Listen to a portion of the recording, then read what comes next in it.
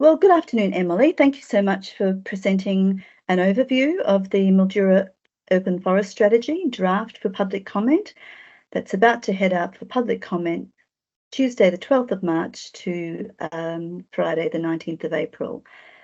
For anyone who wants further information from beyond this brief overview we're providing today, please don't hesitate to check the Have Your Say page on the Council website. Hard copies will also be available, as well as a broader display at each and every council library from Mildura to Murrayville. And of course, if you have any further questions or would like a one-on-one discussion about anything you see in the Urban Forest Strategy, don't hesitate to get in touch with Strategic Planning. My name's Bernadette George. I'm a Strategic Planner with Council, and this is my project. My manager is Stephanie Harder, and either of us are readily available to answer any of your questions if you have them. So without any further ado, over to Emily for the presentation. Thanks, Emily. Thanks, Bernadette, for that introduction. So my name's Emily. I work for Mesh Planning, and we've been working with Mildura Rural City Council to prepare the urban forest strategy. So we're at the point now where we've got a draft strategy, and I'm really excited to be able to talk you through this document, and I'm looking forward to receiving the feedback that comes through from the consultation process as well. So what I'll do in the presentation today is I'll provide you a brief update on where we're at in the project, some of the phases that we've completed to date, and also what the next steps will be. I'll briefly touch on the previous engagement and what we heard. Some of you might have been a part of that. I'll then talk you through the draft urban forest strategy, so sort of touching on some of the key components of that, and then we'll talk a little bit about next steps and how you can get involved. So in terms of the overview of the project, so we're up to phase 3 of the project now, which is the draft strategy. So essentially we now have a draft urban forest strategy, which will be released shortly for comment from the community. So previously we completed phases 1 and 2 of the project, which were really around gathering background information and data to understand some of the key policy drivers for this work. We also completed some thermal mapping, which I'll touch on a bit later in the presentation. And we did conduct those 2 rounds of community consultation as well, which I'll touch on in a moment. In terms of looking forward, following this consultation process, which is currently underway, we'll be looking to embed the findings from that and the feedback that you provide into a final urban forest strategy, which we're looking to complete by mid this year. So just to touch briefly on the previous community consultation that we completed. So the first round happened in late 2023. So that was really focused on information gathering round. So we really wanted to understand from you and others in the community what you see as some of the key issues facing Mildura's urban forest, as well as some of those higher level opportunities. We then went away and did some more work in defining some sort of draft principles and directions that have really formed the basis of the strategy. And we went out from March to May last year, and we tested those with you and got some of the feedback on some of those key directions. We've now taken all of that information to prepare the draft, which that complete document's now available on Council's website for your review and feedback. So those 1 and 2, those stages, the previous stages of consultation, we also have prepared summary documents which have a more comprehensive outline of the feedback that we heard, and they're available on the Council's website. So just to touch briefly on some of the things we heard from the community through those previous phases of community engagement. So phase 1, as I mentioned, was that sort of initial gathering of information, understanding key issues and opportunities.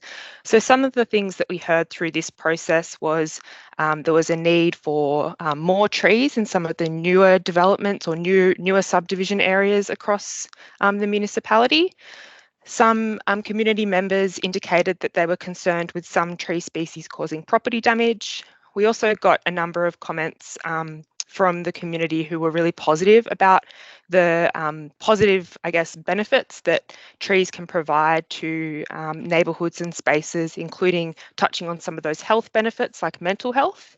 And there was a lot of commentary about some sort of enthusiasm from residents about actually being more involved in decisions around tree planting, as well as actually the tree planting itself through opportunities such as community planting days. So it was really great to see the enthusiasm that a lot of community members shared about this project and improving access to trees more generally.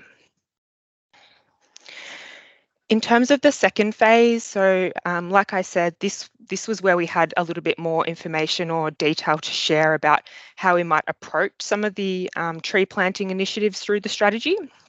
So one of the things that we really wanted to test with the community was about some of those planting methods and planting approaches. So we got some feedback at this point around actually ensuring that we're watering our trees effectively, that we're putting them in locations that don't conflict with existing activity, such as overhead power lines and that sort of feedback, as well as starting to think about, ensuring that we're choosing the right tree species as well.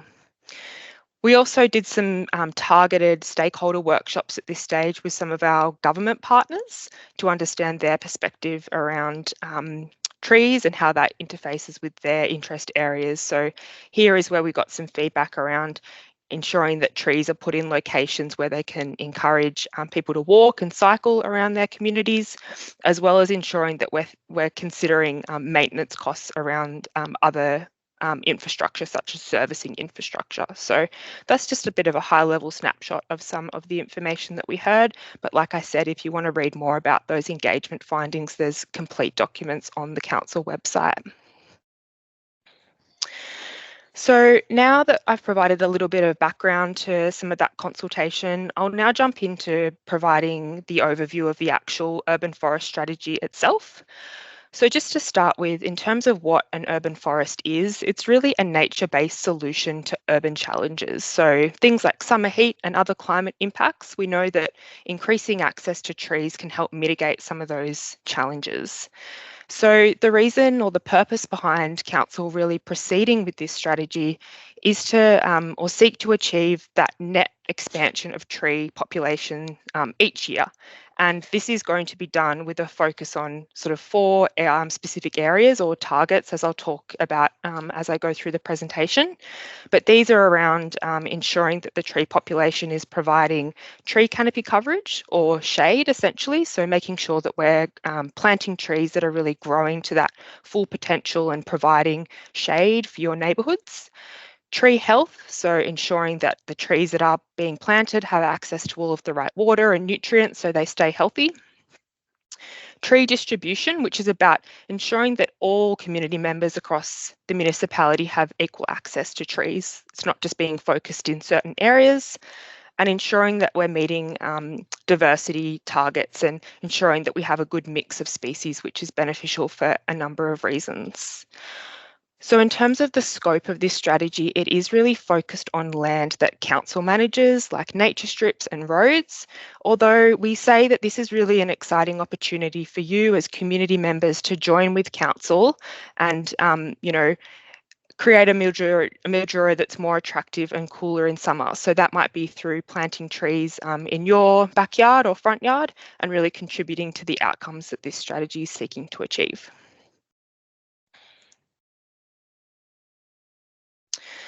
So just thinking a bit more about some of the benefits or why this strategy is really necessary, some of the work that we did through the process was understanding what the existing conditions across the different townships and Mildura are at the moment. So one of the key things we wanted to understand here is heat. And obviously, as you'll be aware, Mildura suffers from, quite warm summers, often prolonged days of above 30-degree temperatures. So we wanted to really generate that evidence base. So one of the things that we completed was some thermal mapping exercise. So this was really to understand what the surface temperatures were across these locations. So we collected this information at a time where there was a few days in a row where Mildura had temperatures between 30 and 36 degrees. So the weather was quite warm. Then we were able to measure what the surface temperature was across the townships at this stage.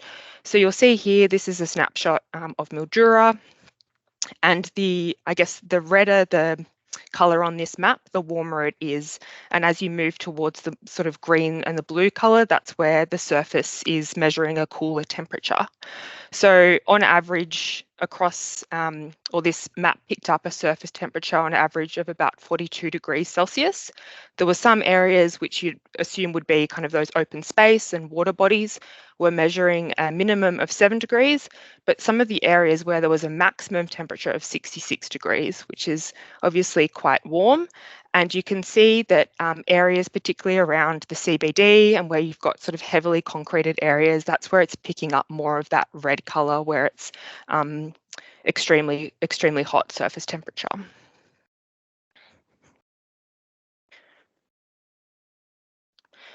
So we did this exercise across the other townships across the Shire as well. So in this presentation, I've just shared a couple of examples, but if you have a look at the full strategy, you can see the township or the mapping of the township where you might live.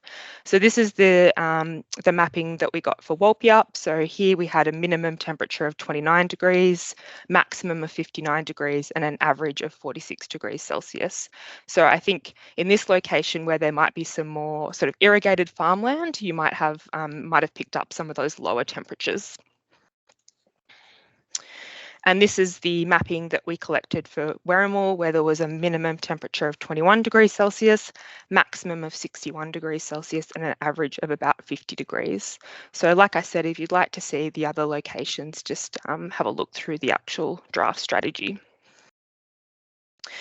So not only are trees a way that can help mitigate some of those thermal temperatures and extremes that we see in summer, there are a range of other benefits that we talk about in the draft strategy to increasing the tree population across the municipality. So we've grouped these into a couple or 4 different subheadings. So we talk about cultural benefits and improving the way that the community can engage with traditional owners around culturally significant trees.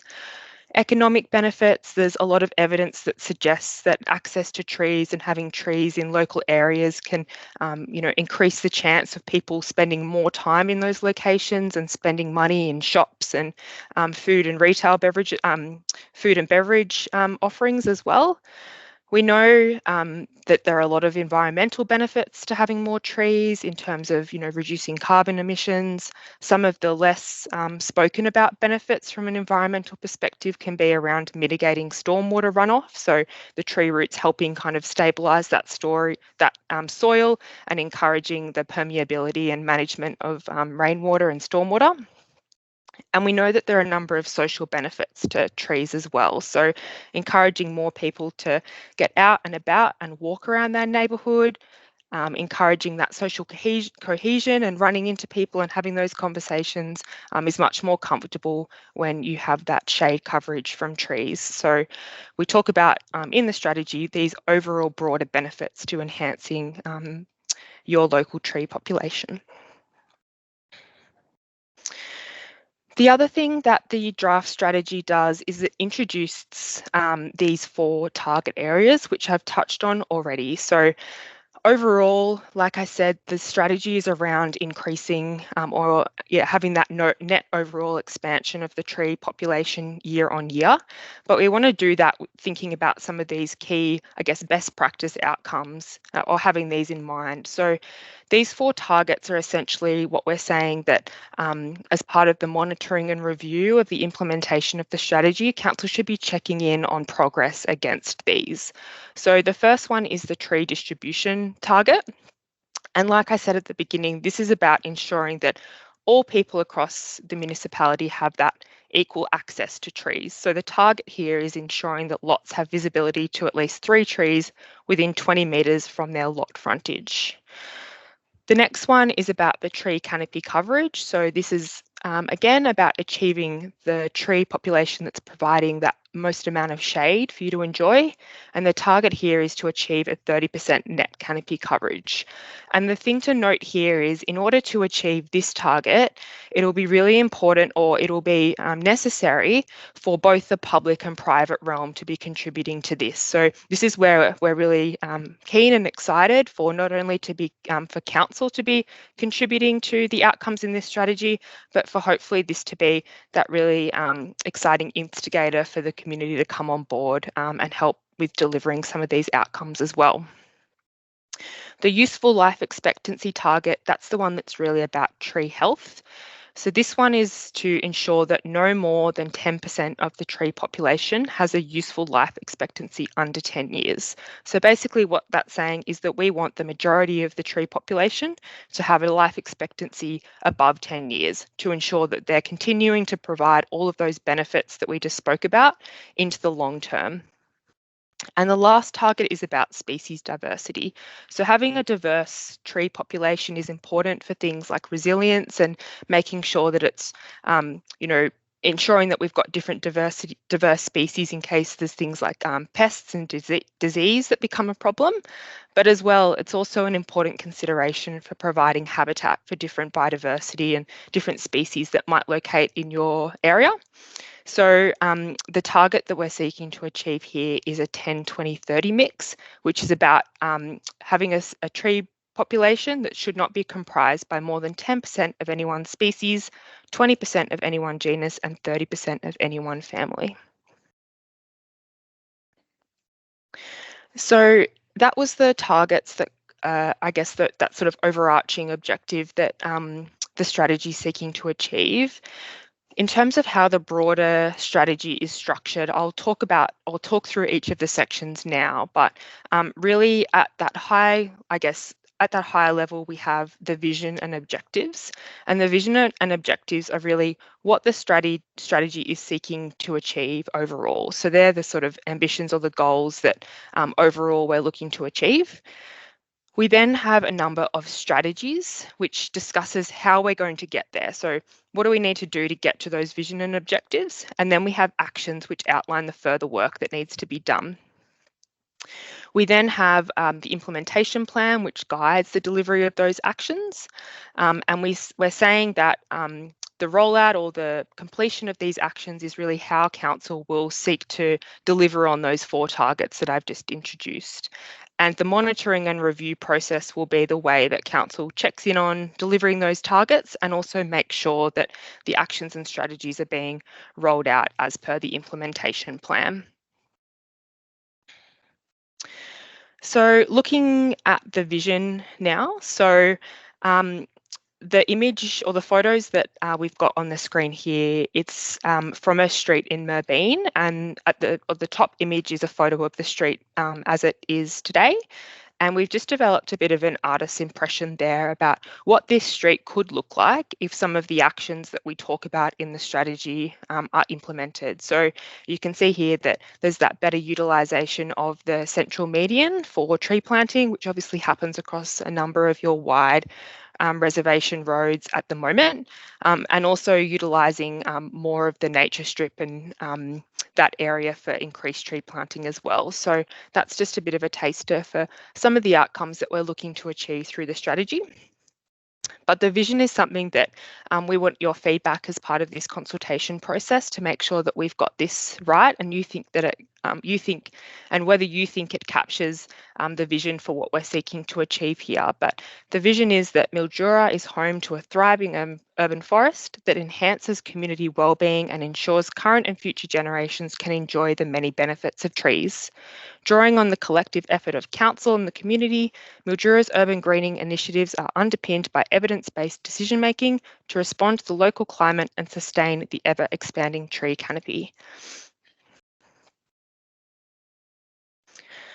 So going along with that vision are 3 overarching objectives. So the objectives are shaped around sort of 3 topic areas. So we've got an objective around policy, we've got an objective around planting methods and planting approaches, and then an objective around partnerships. So the policy objective is that greening is at the forefront of decision making. So we want to ensure as part of this strategy that decisions around trees are not just an afterthought, that they're really at the forefront of the decisions that council is making in terms of all of its roles and responsibilities across the municipality. The second objective is around those planting methods. So this is that tree planting and maintenance is responsive to context and adopts best practice. And then the third objective, which is one of those key outcomes that we picked up through those previous consultation phases, is that partnerships contribute to urban greening efforts. So this is about, council not going about this on its own, but it's about how we can all work together to achieve the outcomes that this strategy is seeking. So the next sort of layer, as I mentioned, is those strategies. So the urban forest strategy includes 13 different strategies. So I'm not going to talk through each of those today, but just to give you a bit of a snapshot of some of the strategies that are included in the document. So we talk about using planning scheme controls to deliver urban forest targets. So how can we be embedding in some of those development permit processes and planning scheme amendments? How can we be embedding urban forest targets within those processes to ensure that better tree outcomes are delivered as part of new developments? We also talk about ensuring that council's existing policies and strategies are all talking to each other in terms of the aspirations that are set in this strategy. Ensuring that council's collaborating within its organisation about talking to all of the different relevant departments about achieving urban forest outcomes, because we know planting of new trees and caring for trees, it does overlap with a lot of council's existing services and departments. So how can we ensure that there's that collaboration occurring across the board? One of the other areas that we talk about is planting methods and ensuring that those respond to site conditions. And I've just included a little diagram on this slide here, which we've got a number of these throughout the strategy. This one here is about planting locations. And the purpose of these diagrams is to really give you a little bit of a taste about some of the opportunities that these strategies talk to. So for instance, this one that's on the screen here is talking about those different planting locations. So how can we use things like nature strips and the central median, like I just spoke to, as well as in some of the more heavily concreted areas, perhaps converting some existing car spaces to locations for trees as well. So one of the important considerations for council in implementing this strategy will actually be looking for new locations to plant trees, and some of those areas will need to be in more difficult locations where you might have a lot of existing concrete and it's more challenging to plant a tree in that location. The other strategy that's talked about in this section is direct new plantings to priority areas, and I'll just change the slide to talk to this strategy. So we've included some plans within the document which actually map out a number of priority areas, which we say from the analysis that we've completed, including that thermal mapping that we prepared and a range of other existing conditions data, is where council should really focus its efforts in the first place. So this is the areas shown in that yellow colour on these plans. And if they're a little bit difficult for you to see, the full forest strategy document will have versions which will be a little bit clearer that you can look at in more detail. These plans also show a number of little purple dots, which you can see there, which we're referring to as potential planting sites. And these locations have actually been identified through an arborist who's actually assessed these locations as being at a high level suitable to have a tree in them right now. So I think these are really important and exciting plans, really, that council can use to prioritise its efforts and really get some of those quick wins to deliver trees on the ground sooner. So The next level of detail is around the actions, which, like I said, is the further work that will need to take place to implement the objectives of the urban forest strategy.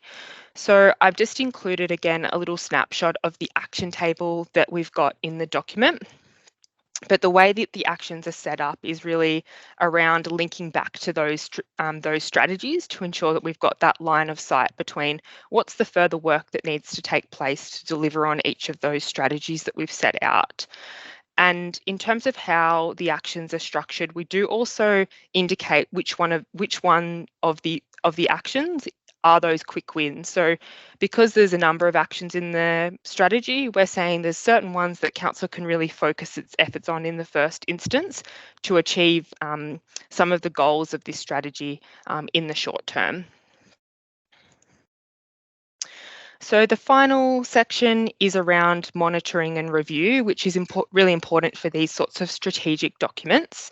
So we have a bit of guidance here around ensuring that council's measuring or ensuring that they're checking in on progress of the actions as per the implementation table. So we're saying that there should be that annual check-in where they work towards ensuring that they're ticking off those actions that are included in the document.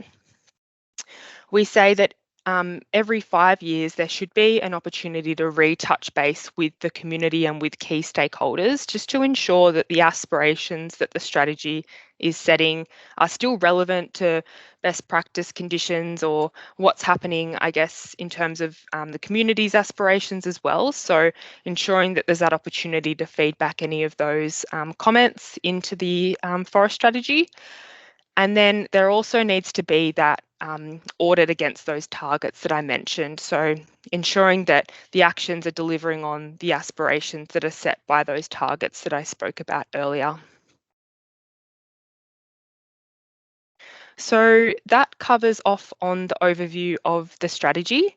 I really encourage you to go and have a look at the document or attend one of the drop-in sessions which are identified on the screen here.